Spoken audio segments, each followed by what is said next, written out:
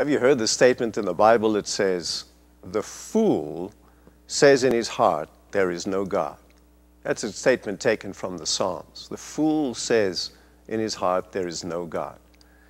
Today, there are very popular atheists who are writing and speaking in great volumes, claiming there is no God. They're using a different approach than in previous years. And here, one of the most popular ones, Richard Dawkins, recently was making a great effort to try and persuade the Irish Parliament to do away with the parts in their constitution that even mentioned the church.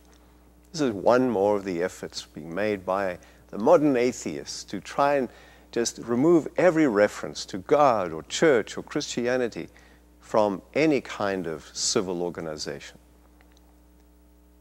Well, that presupposes then, according to Richard Dawkins, as he says, the church is so evil, therefore we should remove it from all our public statements. That presupposes that when you take God out of the picture and you take the church out of the picture, that all evil will cease immediately, as if God and the church is responsible for all evil. Now, certainly we as Christians have every reason to acknowledge that we have not always represented God in the best way. We are not always responsible for the best moral outcomes. Our ethics have not always stood up to the highest standards. But it is also very interesting to notice what influence Christianity has had on the world.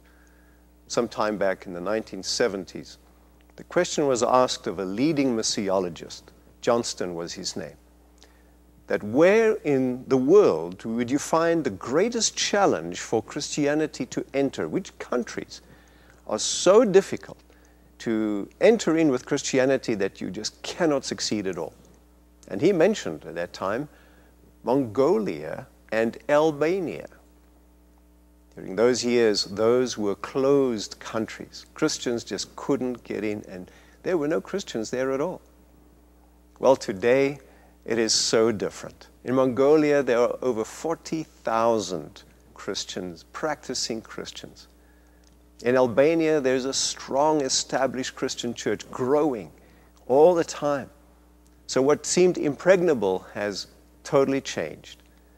In fact, it is stated today that even in the country of Iran, the Christian church is growing far more rapidly than people realize. China, through the house church movement. Heard recently somebody say that over 3,000 people a day are coming to conversion to Jesus Christ in that vast country of China. That is totally amazing. Christianity is moving forward. It is developing. It is changing lives. It's even changing countries. But the question really is not so much what the atheist says or the fool who says there is no God. The question really is, how real is Jesus in your life? Is the area where you live, your community, your neighborhood, even your home, the place where you work, is that a better place because you are a Christian? I'd invite you today to take very seriously the call of being a Christian, that you will see it not just as a name, but as something that does make the difference. Let's take away all excuse that any atheist can use to try and do away with the church because of its evil association.